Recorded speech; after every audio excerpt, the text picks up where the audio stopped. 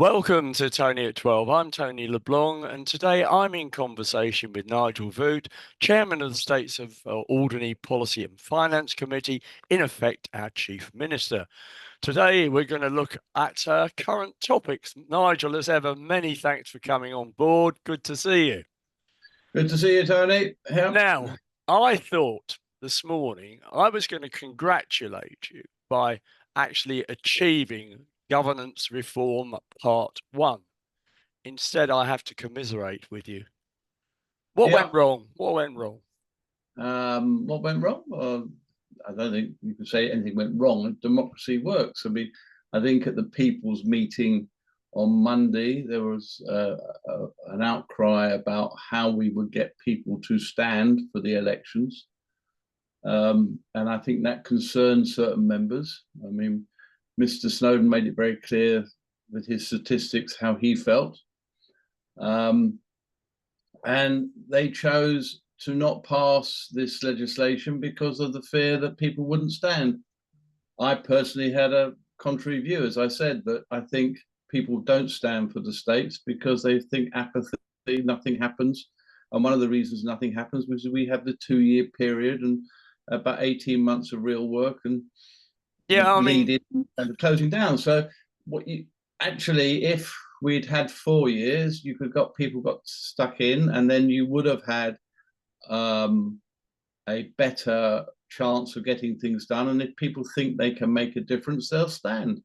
But the thing is that, as I saw it, the 2-year opportunity, 24 to 26, gave people a chance to come in and get out at the end of those 2 years if they didn't fancy it. I think, Tony, that was also an added benefit. I don't think that was the reason for doing it, but it was an added benefit that gave people a chance to try the states for a shorter period of time. You know, committing yourself to 4 years is a long time. But I think actually, if they saw that government was beginning to work and you got things done and things changed, I think more people would stand. I mean, one of the biggest issues you hear in the community is, oh, the states never do anything. The states never get anything done. And you've got to put in place the mechanisms that allow that to happen. And you've got to take, I mean, we have had apathy at the in terms of nominations, but I genuinely believe the community would put themselves forward if they felt they could make a difference. Yeah, the problem is, I mean, it's a worldwide problem, isn't it? It's not just Alderney. You know, we saw it in the UK. We saw it in the UK in the general election, and no doubt we'll see it in the States later on in the year. But, you know, people, unfortunately, are disinterested. They're weary with the system. They show a lot of cynicism. And quite honestly, Nigel, seeing what happened yesterday afternoon in Bill number 2, you can't really blame them. No, I don't blame them. And in fact, I think we've done more damage by what we've done than we had. You know? Yeah, totally destroyed it. And the fact of the matter is that totally destroyed is a bit strong. Well, I think you have actually, because if you can't get an elementary point through like this one, you're never going to get to a situation, for example, where you reduce the number of members from 10 to 8 or anything like that. And, you know, I just don't get it. Do you not have a little word with these people before the states meetings, or was it a total surprise? Well, at the PNF meeting, as will come out in the minutes, it was voted 8 to 2. So 2 people changed their mind in the states meeting, which is their right and their entitlement to.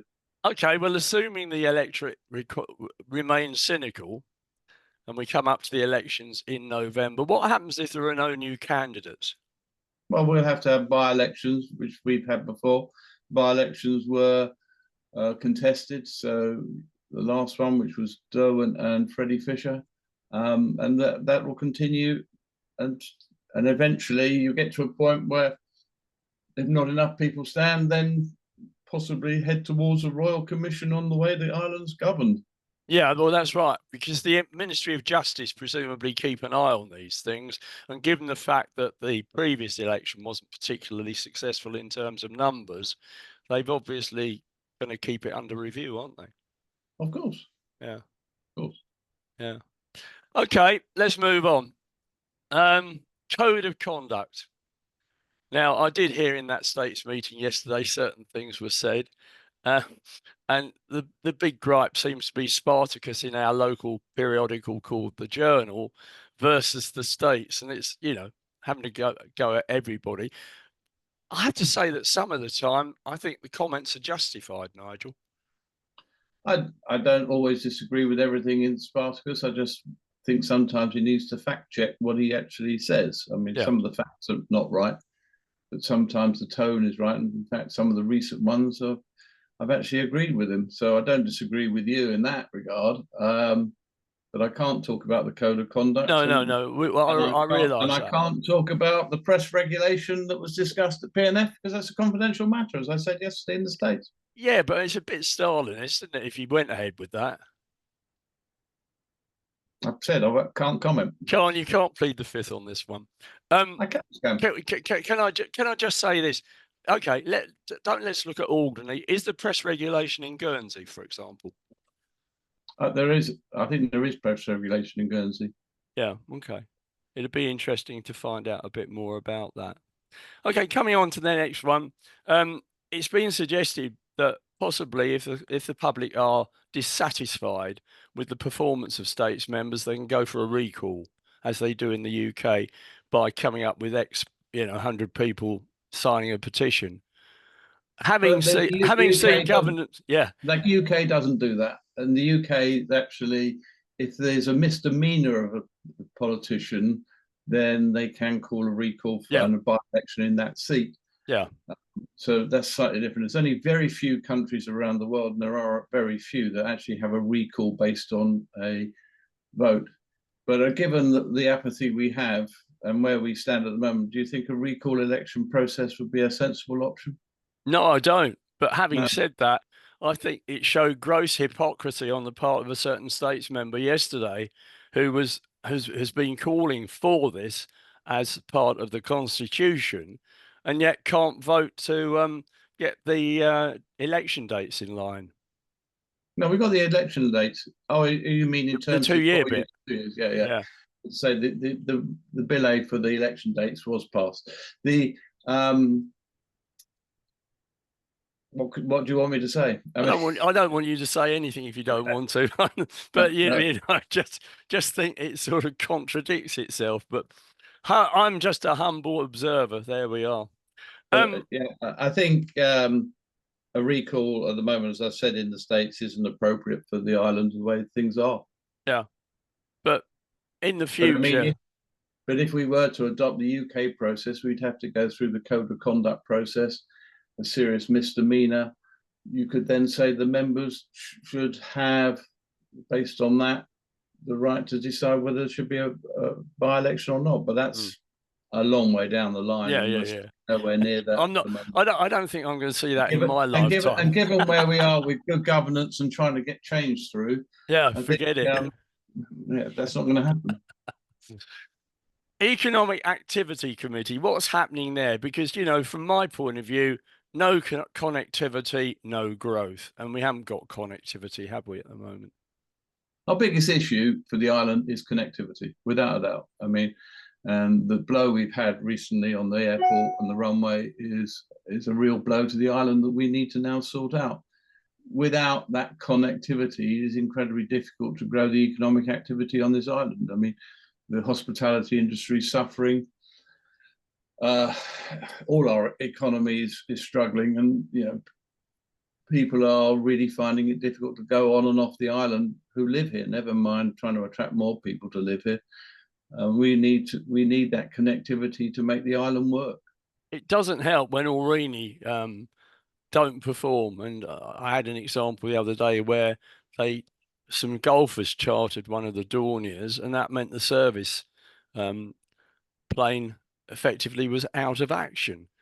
The other thing, Nigel, that really is the blow from everybody's point of view is the cost of actually getting to Southampton. I booked up some tickets the other day, and the basic cost for 2 people returned £630. Now, as you know, the median salary here on Alderney is £28,500 a year. That, for a couple going away, would equal a week's pay. I agree. I mean, I can't disagree with you. I mean, I think in terms of the incident, we've looked into it and got assurances that scheduled flights will be prioritised over chartered flights in future.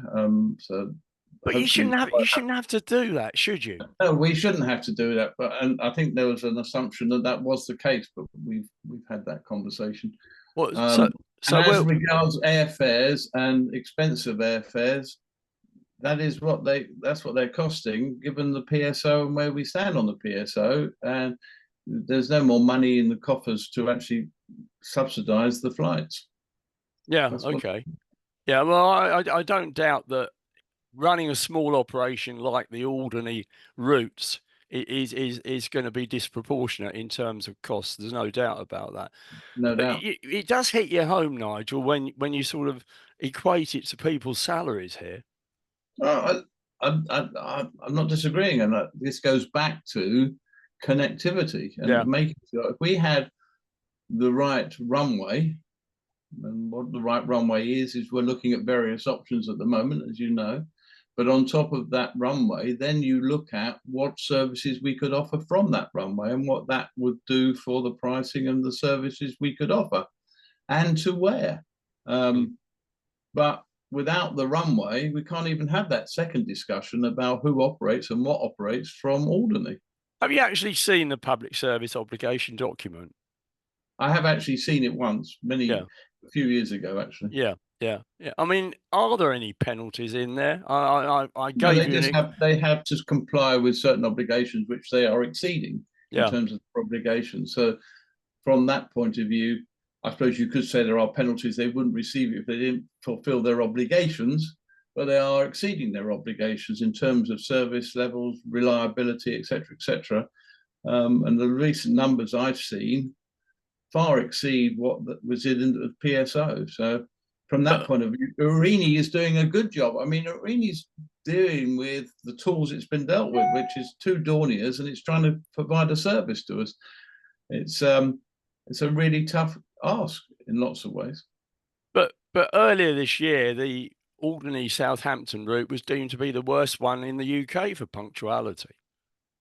Well, that's not the numbers that are coming up from Aurigny, and from the numbers that the State Standard Supervisory Board look at to actually check that the PSO is being delivered on. Do you think Aurigny have stretched themselves with all these additional routes? Well, they've admitted they did. Yeah. So I mean, there's £2 million allegedly down the drain. Yeah. Okay. But it reflects the whole we're all stakeholders in this, Nigel. Everyone here. The states of Guernsey are the nominee shareholders, as it were. But, you know, we're not, it seems totally crazy if you've only got 3 aircraft to embark on 4 or 5 extra routes. It just doesn't make sense. Well, I think they've admitted that. And but surely they should have known that before they did it, because allegedly £2 million has gone in wet leasing other companies' aircraft. What do you want me to say? Well, I mean, I make the point. Let's get on to the airport and the runway. Yeah. I'm not surprised. And a whole load of people that I've been talking to over the last few years are not surprised. It was never going to come in at £25 million. And we're now in a situation where I think they put about half as much again onto it, didn't they? I interviewed Heidi Salisbury earlier this year, and she said if it's more than 27.5, which was 25 plus 10%, that would be it. It would have to go back to the states of Guernsey. Well, that's a number of things. Firstly, it was 24 million plus 10%, so it was 26.5. Okay. Yeah. Don't be pernickety. Well, you're the one that's quoting the numbers. And always the resolution was, if it went outside that, the resolution was it would have to go back to states of deliberation if it was going to be put forward. The current situation is that there is a tender for 37 million, and that tender for 37 million is not supported by the STSB and has been passed back to P&R for further deliberations. So we're now in discussion as to what that means. I think in terms of your statement that it was always going to be, I think there was an expectation that it would exceed the 26.4 million, because at that point, you've got all these costs of living increases and costs are going up, etc., etc. Yeah. So we expected it. I think we were surprised at the level, how much higher. I think that's surprised everybody. And that's really put a blow, because I think if it had been a little bit more, you could have found ways to finesse it, sorted it out. But this is significantly more, and that plays a completely different ball game in terms of sorting out the problem. The trouble was that you were effectively regrading it into a totally different airport in terms of security and you know, the runway and everything else. And I think, you know, that's part of the problem, that you are where you are on it, or they are where they are on it. I mean, what about? I have to say I disagree with you on that, and that I think actually regrading the airport and so on increased our options, which would go back to the comments we made earlier, gave us other options in terms of actually getting better services and connectivity for the island. In the moment, the security at the island, we are known as a dirty airport, and that gives us all sorts of problems, both in Southampton and Guernsey. So if we got ourselves a clean airport with the right security, and it, you know, to comply with the current CAA rules, then we would have had different options. So I think you're being a bit disingenuous by saying we got it wrong because we did this, that, and the other. I'm being totally disingenuous. But that's the function here. How about this as an idea? Go back to the original one, which was going to widen out the runway, you know, put the new replace the old runway with a new runway, similar sort of length. You get the width on, buy or lease 3 twin Otters, job done. And how are you going to do that? How am I going to do that? Well, I would be going back to the States and Guernsey and say you're mixing up two things again. Yeah. One is the runway. Yeah. And then there's the airlines that service and use that runway. Yeah. If we have a shorter runway, which is obviously an option and something we'll now have to consider, then it restricts the options we have available to us to provide services. What those services are and who provides them, and if they use Otters, Dorniers, or some other aircraft, that's a matter for the provider when the deal and what we negotiate, given the facilities we have at that time.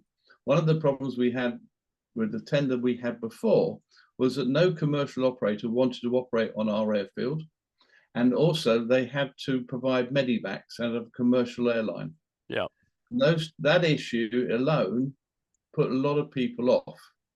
So actually having a shorter runway and so on reduces the number of options we've got to address the issue you raised earlier about the costs of flights and the connectivity. So, you know, what a lot of people are doing is mixing up the runway and the planes that operate on it. They don't necessarily have to go hand in hand. One creates the options on the other. Okay. We move on. Oh, there is one point though. We're agreed, aren't we, that the runway condition as it is at the moment is not good. Who's responsible? That's a given. Who's responsible in the event of a serious incident? Guernsey ports. Right. And they're aware of that, are they? Yes. Yeah. Okay. Let's move on to the harbour redevelopment report. Yes. Now, people haven't found that particularly engrossing, and a lot of people say £60,000 wasted on that one. What's your view? I have to say I disagree. I think for once we actually have a plan for how we could use what is a major facility for the island. I mean, one of the problems we've had before, we've had a piecemeal approach to our harbour. Our harbour is actually vital to the island and part of the connectivity issue. For once, we now have a plan. So that anything that gets done down there fits into a plan.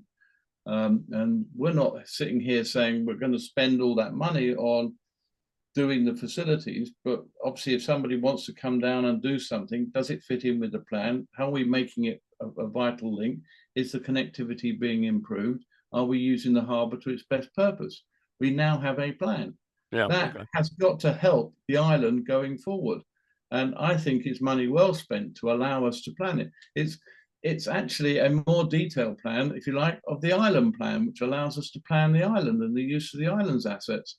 this now allows us to use the harbour in a way that we can now say, this is what we're doing forward. And I know that Adam and his team are using the harbour plan to look at how to tidy up the harbour and to make it more attractive so that visitors come to our island and don't see lots of rubbish and things sitting around. Well, the cure, obviously, in terms of getting more visitors, is to have a proper marina, isn't it? A marina, in my opinion, would be a fantastic asset for the island and would create a very strong economy. But we haven't got the funds to do it, and we haven't got the means to do it. So that isn't going to happen anytime soon. But if there's a private developer out there listening to this who wishes to come and talk to us about building a marina, I'd be very happy to talk to them. But there was one, wasn't there?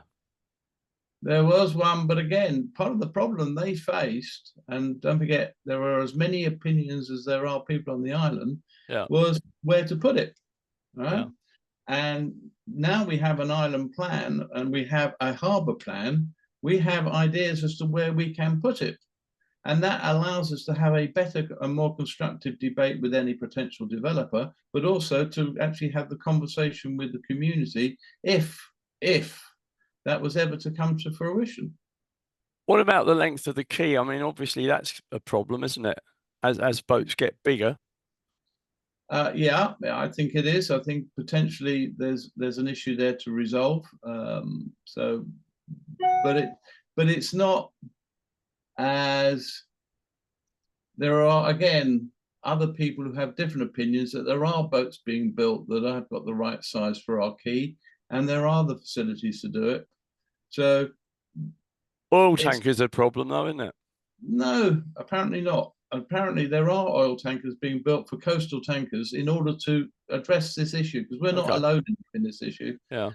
But I mean, are there as many? No, and all those sort of issues. But we're not unique in that regard. So it's not we must have. We have to look at the various options and think about what is best for the island. So you reckon that you can get away with the existing length of the quay for a few years to come? We're going to have to. We haven't got any money to do any otherwise. We have no plans to extend it at this moment in time. Changing the subject, was there a review of clubs and societies carried out by somebody working for the states, and how much did it cost? I'm not aware of a review of clubs and societies. The only thing that's happened with clubs and societies is the president's meeting in the Island Hall which he now wants to make once a year. Where they all get together to showcase what they do and try and entice new members and get people interested in their societies. But that's the only thing I'm aware of. Yeah. Okay. Yeah, I accept it as probably being one of those rumours that can be rife on occasions. House sales haven't been too good this year, have they? Well, that's interesting you say that, because actually the last report I saw from Treasury was that they've actually started to increase again. Not to the levels of COVID times, but they have begun to increase again. So the house market is beginning to move again. And I know Andrew's quite bullish about the property market. He's an estate agent. I've never met an estate agent that wasn't bullish. Well, you have to be, wouldn't he, to sell houses? But I mean, it is.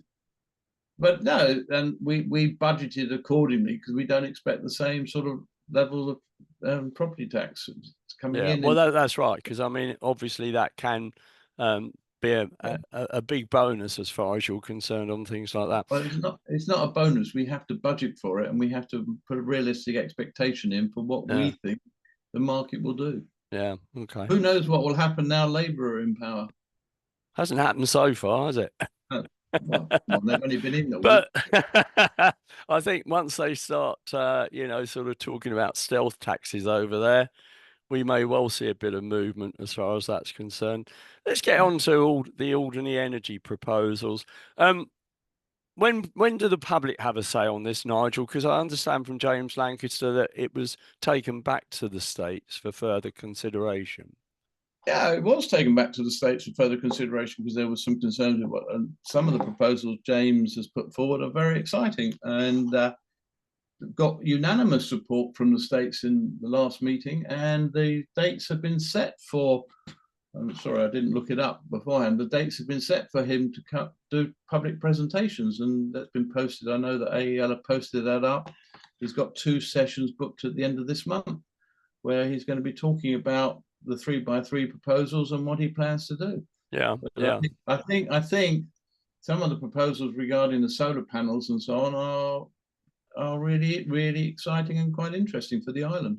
I'm all for it. I've got a lot of time for James. He's one of the few people that have come to the island and created legacy by, you know, the grid and by the power station, etc., etc. I think that, you know, there's inevitably going to be opposition about the wind power, which is a shame. Do you think that in those circumstances you should hold a referendum and get everybody's view on it as to whether or not they're in favour of the proposals? I'm not. I think you've got to use referendums for the right purpose. I mean, and with the right information. I don't think a referendum on wind farms or 3 turbines going up is necessarily appropriate. I think public consultation, listening to the public.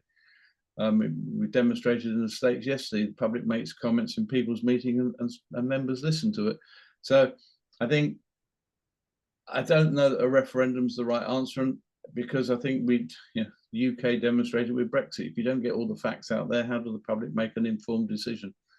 And I think, given the work that's been done today, and we see the public reaction to the inquiries, then we'll make the next decisions. But that's why you have a public inquiry, and people go to it, express their views, you address their concerns. But you have to make some tough decisions in government, and sometimes you have to do these things to actually progress forward. I mean, on the other hand, everyone moans about the price of electricity and the price of everything. You know, if we don't start looking at renewables, that's only going to increase. Yeah, I mean, from my point of view, it's all about energy security as much as anything. You know, not being over dependent on, for example, diesel, because of the fact that that's governed by world prices, and we saw last year and the year before how that can rapidly change in the event of wars and things like that. But you know, I mean, my worry as far as all this is concerned is that we're going to see a repeat of yesterday when push goes to shove in the States. Well, that will happen whether there's a referendum or not. Yeah. But you know, I mean, well, what can I say? Come on, the public spoke about what we said yesterday, as Kevin said in many meetings, and he said yesterday 76% of the public were in favour of what we proposed, and it still didn't get through. Yeah. Oh well, there you go. What about the roads? When are we going to see some tarmac?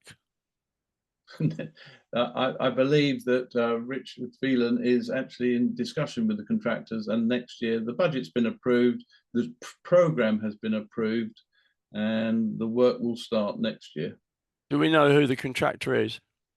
I don't, but Richard is. I mean, you know, Rones, as you know, used to come over on a regular basis, did a jolly good job, actually. Well, The last attempt with surface dressing, in my view, was a miserable failure, but there we are. But I think one of the things we're trying to do this time, and I know the States works are working hard on this, is a plan that as roads are dug up, we don't dig them up immediately after they've been resurfaced. Right, yeah. And so we're not going to do the whole island in one go. Right. And we've got a planned approach. And I know that Richard Phelan is looking at a planned approach with a view to having the majority done next year. But where we will be digging up and so on, they will be deferred, and we'll have a plan. I mean, I wouldn't disagree with you on that. You know, it's a logical thing to do, isn't it? Yeah. Housing strategy: £100,000 to demolish White Gates. Lend me a JCB and I'll do it tomorrow for 50 quid. Well, put your tender in, because it's gone out to tender, and 100,000 is a number that's magicked up from the air from nowhere. Right. It will go out to tender, as these things do, and the best price and the most appropriate price will actually win the contract. So we do not know what it's going to cost to demolish it. It has to be demolished. It's not safe. It cannot be rebuilt. And it would cost far more to rebuild than to demolish and start again. And you've got an asbestos issue potentially in there, which obviously always puts up the price, doesn't it? Always. Yeah. And then, as we said yesterday, what we formed is a housing group to look at the needs of the island with a view to it being cross the committees, because obviously what you don't want is something dreamed up in one committee, then goes to another committee. You want a cross committee group that will represent the interests of all the 4 committees with a view to getting a policy and a pathway and a direction of travel for housing on the island. But we're not alone in having that issue. I mean, the whole world's got that issue. Oh yeah, couldn't agree more. But I was very upset yesterday when you had to admit there was nothing that the states could do for homeless people. Well, that's the law, and I mean, I've checked that out because obviously we're deeply concerned about it. And as Steve Roberts quite rightly said, is there a moral obligation? But how do you fulfill a moral obligation? We don't have any housing stock. We don't have somewhere. We don't have a home to put people in or anything like that. So we have all those. We have not got the ability to deal with it. Never mind. But you've got the old Connaught, haven't you? Yeah, the old Connaught is. There are plans being drawn up for the Connaught. Again, surprise, surprise, the costs that are coming in for some of the plans we've seen are just astronomical. Oh, God, don't doubt that. Yeah. And therefore, they have to, we've got to, again, cut a cloth according to our means to find ways to actually develop the old Connaught, use it appropriately, but we can't waste taxpayers' money on it and spend a fortune on it when it won't justify it.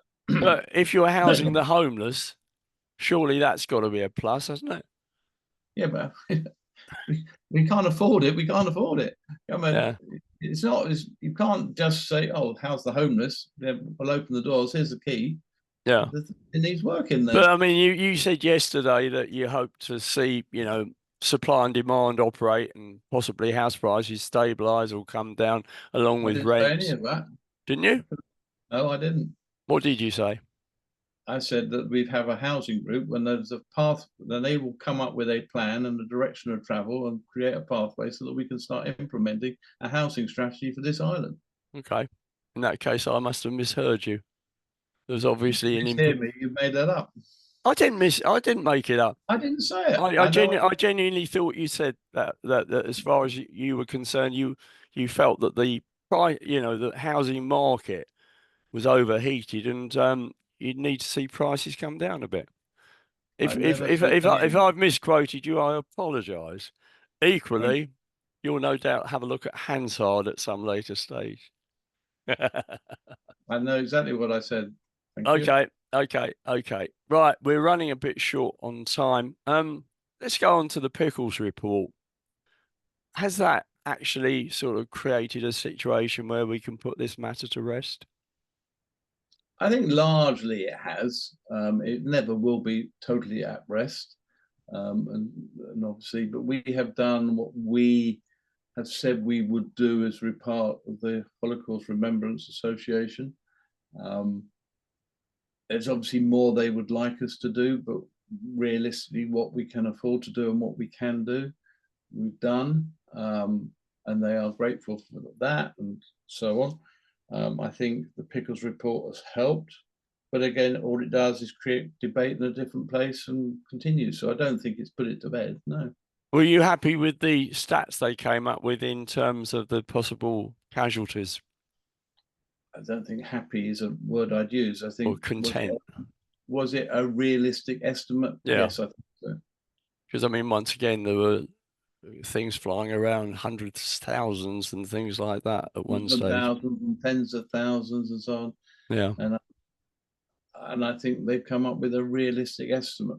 Yeah. Should the Germans be making a bit more of a contribution to the island? We said yesterday we're making inquiries in that direction. Yeah, but I think you said that has to go via the MOJ. Yeah.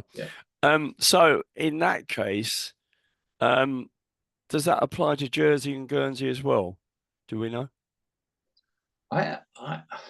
It would apply, but I got a feeling they already applied and they were turned down. Right. I think, but I mean, that's me guessing a bit. Yeah. Can't recall seeing much about that. Well, Nigel, I'm sorry to Well have to done, say sir. we've run out of time. It's been a pleasure speaking to you today. Thank you very much for your candid answers. You didn't have to plead the Fifth Amendment on too many parts of it, did you? Not too many. Some.